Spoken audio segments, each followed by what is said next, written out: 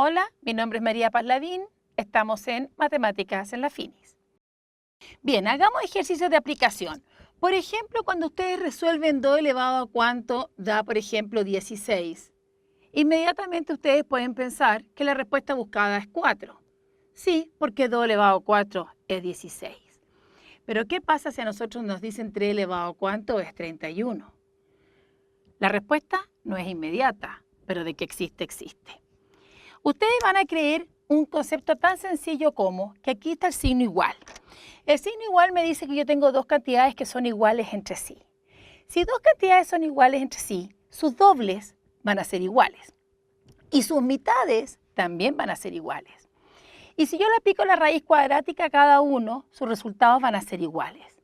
Pues bien, ustedes me van a creer que si yo le aplico el logaritmo a cada uno, sus resultados van a ser iguales. Por lo tanto, yo voy a decir que el logaritmo, voy a usar base 10, de 3 elevado a x, debiera ser igual al logaritmo de 31. Si dos cantidades son iguales, sus respectivos logaritmos también lo serán. Aquí tengo el logaritmo de una potencia. Habíamos dicho una propiedad, que el exponente, ¿no es cierto?, podía saltar hacia adelante. Por lo tanto, aquí nos va a quedar que el x por logaritmo de 3 va a ser igual al logaritmo del 31, de donde x ahora va a ser el logaritmo de 31 dividido por el logaritmo de 3. Esa respuesta cualquier calculadora se las da. Lo interesante es que ese valor, que es un número decimal, si yo lo reemplazo aquí y hago 3 elevado a ese valor, la respuesta será justo 31. Por lo tanto, la aplicación de logaritmos nos permite resolver cualquier ecuación exponencial. Exponencial porque la x se encuentra en el exponente. Unas se pueden hacer mental o son más sencillas y directas, pero otras vamos a requerir el uso de logaritmos. Usando otro tipo de ejercicio, si a nosotros nos dijeran que el logaritmo, por ejemplo, de 2 vale a, el valor ustedes lo pueden encontrar con sus calculadoras, y que el logaritmo de 3 vale b. Entonces la pregunta es, ¿cuál sería el logaritmo de 6? Bueno, yo solamente tengo el logaritmo de 2 y de 3, y me están pidiendo el logaritmo de 6. Voy a aplicar entonces la primera propiedad, y vamos a colocar que el logaritmo de 6 es lo mismo que yo diga logaritmo de 2 por 3. De acuerdo a la primera propiedad, esto va a ser el logaritmo de 2 más el logaritmo de 3, es decir, en nuestras respuestas a más b. Así, por ejemplo, alguien podría decir cuánto es el logaritmo de 5. No vayan a cometer el error de pensar que esto es el logaritmo de 2 más 3, porque nunca en las propiedades yo hablé si el argumento era una adición, solo producto o cociente. Sin embargo, aquí, el logaritmo de 5 yo lo podría poner como logaritmo de 10 dividido por 2. ¿Por qué voy a usar el logaritmo de 10? Porque la base que estamos usando aquí es 10.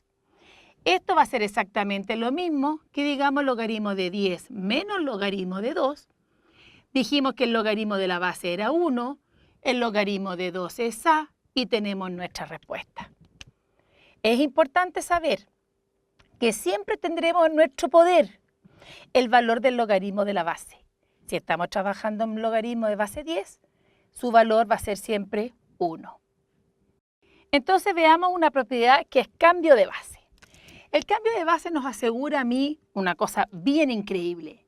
Si yo tengo un logaritmo en una base b cualquiera de un argumento a y no me interesa tenerla en base b, sino que la quiero tener en base m porque lo necesito, entonces yo puedo cambiar a la base m y miren y observen bien qué es lo que va a ocurrir.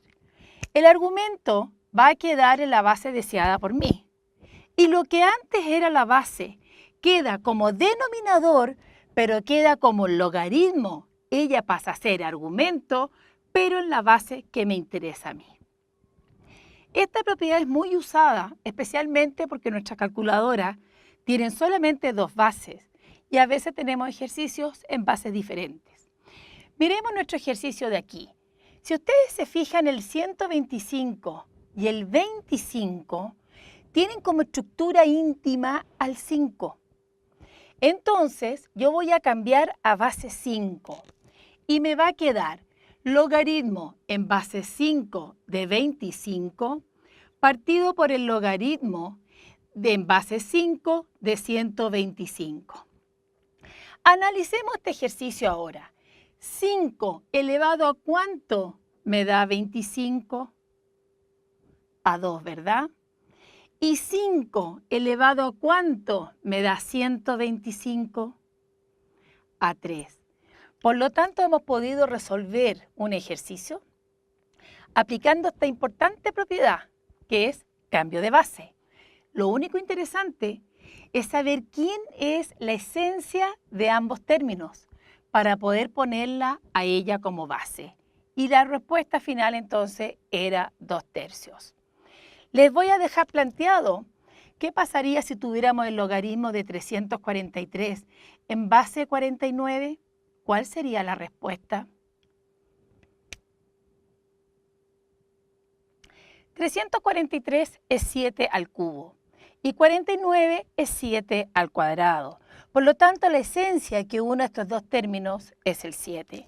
Entonces lo vamos a transformar al 343 en base 7 y el 49 en base 7. Y finalmente podemos resolver 7 elevado a ¿cuánto es 343? 3. Y 7 elevado a ¿cuánto es 49? 2. Es así como nosotros utilizamos el cambio de base.